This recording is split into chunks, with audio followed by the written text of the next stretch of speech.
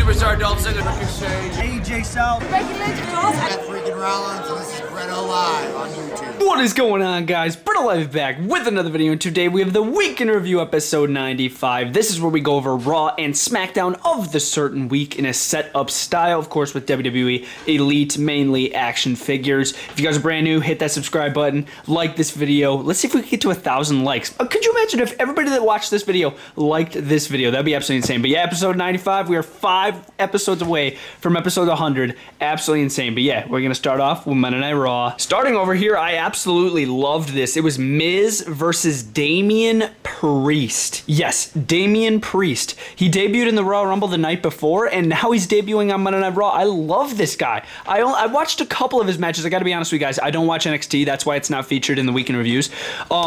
Jeff! Come on, Jeff just fell off the top rope. But Damien Priest, what a debut. He had a kick butt match against The Miz, and he beat The Miz. I'm like, let's go. And he was actually out there with the Bad Bunny dude that performed at the Royal Rumble. Yeah, I'm not going to say, yeah, whatever. But yeah, he was out there with Bad Bunny, supposedly like his good friend. He was like, yeah, my dreams to be a WWE superstar. But yeah, Damien Priest, his debut was awesome, and he ended up beating The Miz, and I thought it was freaking awesome. United States Championship match over here, this wasn't so awesome. Bobby Lashley, Matt Riddle for the United States Championship. I thought this was going to be a pretty good match. It turned out to just be a blowout. Bobby Lashley, in the end, he locked in the Hurt Lock right on the ropes, just like you see in the video right here, and he just wouldn't let go. 1, 2, 3, 4, 5. Ring the bell. It was over, and then the ref rang the bell, and he kept on doing the Hurt Lock. And then MVP on ringside was like, yo, Bobby Lashley, chill, don't kill him, don't kill him. So MVP was showing a little remorse for Matt Riddle. He's like, I've never seen Bobby Lashley so angry. So I thought that was pretty freaking interesting. I actually enjoyed that part of it, but the match and throwing the United States title match out the window was a little lame to me. But yeah, I wish Matt Riddle could have picked it up, but hey, it's all good. Moving over here. Another Hurt Business match. It was Cedric Alexander and Shel Benjamin versus the Lucha House Party for the Raw Tag Team Championships. This was an okay match. I didn't really get behind it. It was just okay. But yeah, in the end, Cedric Alexander, he looked like he had the match in the bag, getting ready to put away Lince Dorado, but then Shel Benjamin tags himself in, because of course Cedric Alexander and Shel Benjamin have been having a little issues with jealousy and all this, so Shel Benjamin tags himself in. Pay dirt. 1, 2, 3. The match is over, and then they win and retain their Raw Tag Team Championships. I thought that was okay, and then Cedric, he put his fist out, and they bumped fists, so I guess they're making up for their past history a little bit, so that's pretty cool, I guess. That was just alright. Moving over here, it was actually Mustafa Ali versus Xavier Woods in a one-on-one match, and last week, as you guys know, I was very disappointed to see Ali in the Week in Review setup again. I cannot stand the man with his new Retribution group, I gotta be honest. But yeah, it was him versus Xavier Woods. Really couldn't care less for this match, but Xavier Woods actually ended up winning. He actually ended up winning. Kofi Kingston on ringside helped out Xavier Woods a little bit, and they beat Mustafa Ali. I honestly couldn't really care less, but as I just said, Xavier Woods beat Mustafa Ali. Moving over here, it was Jeff Hardy and Carlito. Yes, I thought it was a one-time return at the Royal Rumble. I'm like, oh, Carlito's back, cool return.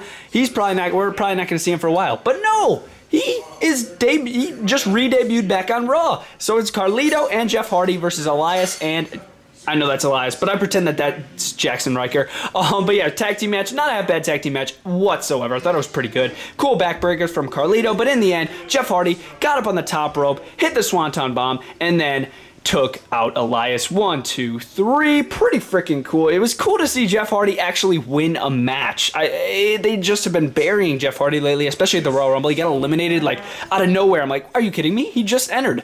But yeah, that was dumb. But it's really cool to see Jeff Hardy get a victory here on Raw. Moving over here, beginning of the show, it was Drew McIntyre out in the ring, basically just saying, Edge, congratulations, you won the Royal Rumble. You earned this opportunity. And Edge is like, man, what are you doing?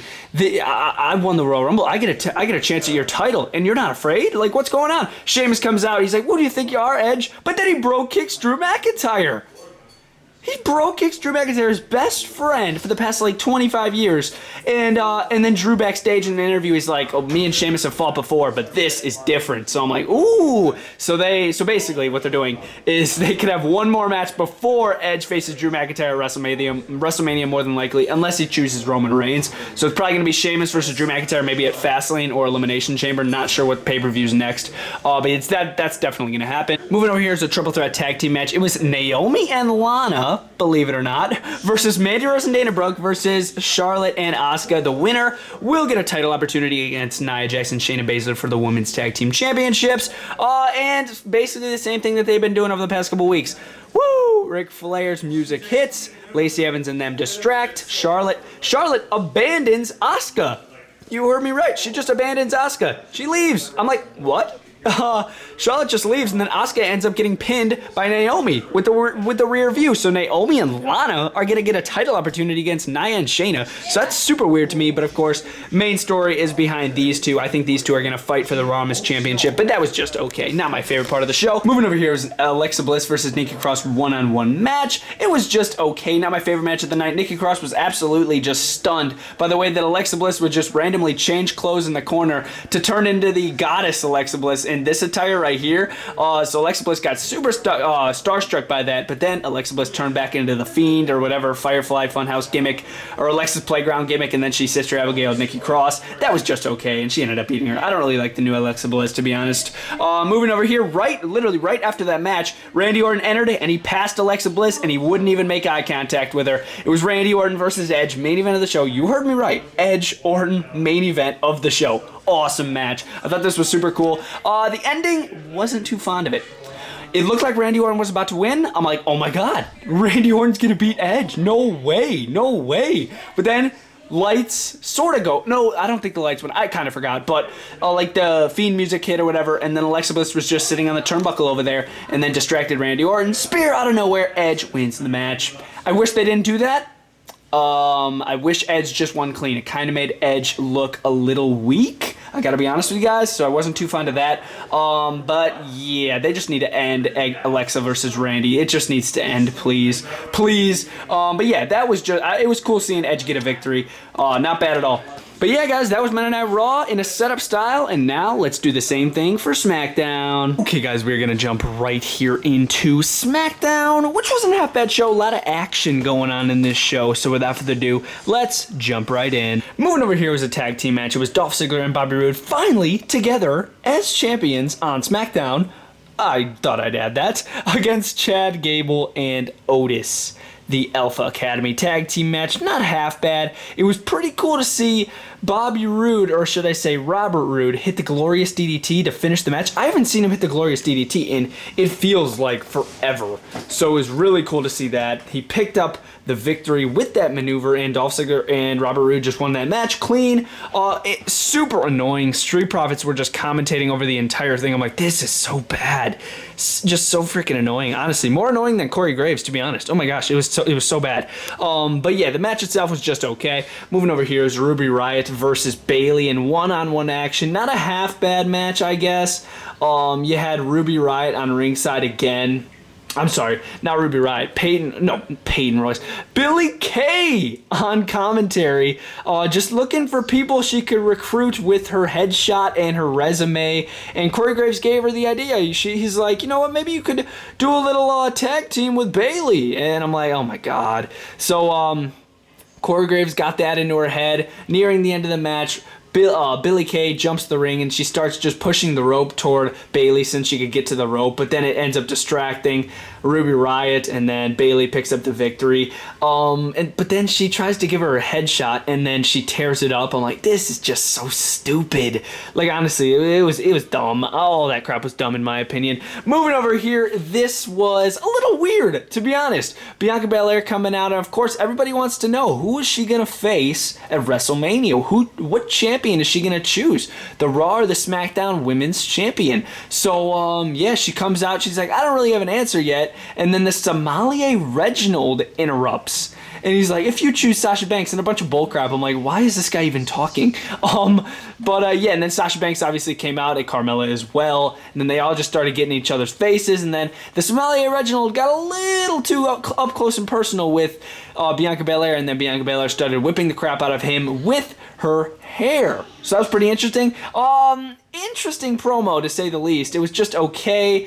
We still don't have an answer for Bianca Belair on who she's going to face at WrestleMania, Raw or SmackDown, like I said. But not a half-bad promo, I guess. Moving over here, this was one of my favorite matches of the night, believe it or not. Cesaro, Daniel Bryan, one-on-one match. Really, really good match. Gotta say, I don't like the new Daniel Bryan. I thought of it during the show. I'm like, I really miss the old Daniel Bryan, to be honest with you guys. Right when he came out and he had like the Eco shirt on and like his new attire. I know he's been wearing it for a decent amount of time, but it just made me miss the old Daniel Bryan. I don't know why. But yeah, it was a match. Daniel Bryan, Cesaro, really good match, hard hitting. Cesaro actually cut his head open. I'm like, oh my god, somebody check on Cesaro. But yeah, this was an okay match, and in the end, believe it or not, Cesaro locked in the sharpshooter, and Daniel Bryan tapped out. I'm like, oh my god, what? I love Cesaro's build-up. I think making him main star is a great idea. He's absolutely amazing in my opinion. But yeah, at the expense of Daniel Bryan, I don't know about that one. But yeah, not half bad. I enjoyed it. Moving over here, triple threat tag team. Triple threat match for the Intercontinental Championship. It was Sami Zayn, Big E, and Apollo Crews, of course, for the Intercontinental Championship. This was a pretty decent match, not gonna lie. Pretty insane. Big E launched Sami Zayn into the Timekeepers area. That was pretty cool. And then, oh wait, no, I'm sorry. Apollo Crews launched Sami Zayn into the Timekeepers area. And then he tried to rush the ring, trying to go get a downed Big E, but then Big E turned it around and hit him with the big ending. And 1, 2, 3, Big E retains his title. Not bad. Pretty decent match. I did enjoy it, but obviously you're going to see Big E retain his title. Moving over here, Roman Reigns wanted an answer. He's like, Edge, I need to know if you're going to face me or another champion tonight. I need an answer. So yeah, Edge it looks like he's about to talk. It looks like he's about to talk, and then boom, Kevin Owens stunner to Roman Reigns out of nowhere. Reigns is like, Jey Uso, I don't need you tonight. Back off. I'm just going to stay here with Edge one-on-one. And then Kevin Owens gets him again. I'm like, why are we doing Kevin Owens again? Oh my god, why? Oh my god. But yeah, I thought Edge was about to challenge him for WrestleMania, but no, Kevin Owens, it looks like they're going to keep that freaking rivalry going on again, which, I mean, no hate to Kevin Owens. They had an insane match at Royal Rumble, and a bunch of insane matches over the past couple months. But yeah, like again, like, oh my god. But yeah, not half bad. Moving over here, this was a pretty lame match. King Corbin versus Dominic Mysterio again, and this time nearing the end of the match, Rey Mysterio, he grabbed King Corbin's leg, not allowing him to get into the ring, and then Dominic was able to hit a 619 to the back of the head of Baron Corbin, get him in the ring, hit him with a frog splash, 1, 2, 3. Dominic finally gets a victory over Baron Corbin. Oh my god, it's about time, my guy. But yeah, Dominic beat King Corbin with cheat by cheating, I guess. So I guess that's still showing that he's not good enough. But whatever. I mean, I don't really know. I'm not really the biggest fan of Dominic. But yeah, that was just okay. But yeah, guys, that was Smackdown. Setup Style, BrettO Live edition.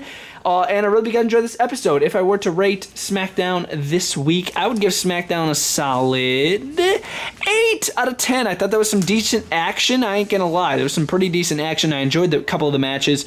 Some of it was bad, obviously, as I just said. But yeah, if you guys enjoyed them, let me know down in the comments down below, and I'll see you guys next time. BrettO Live out.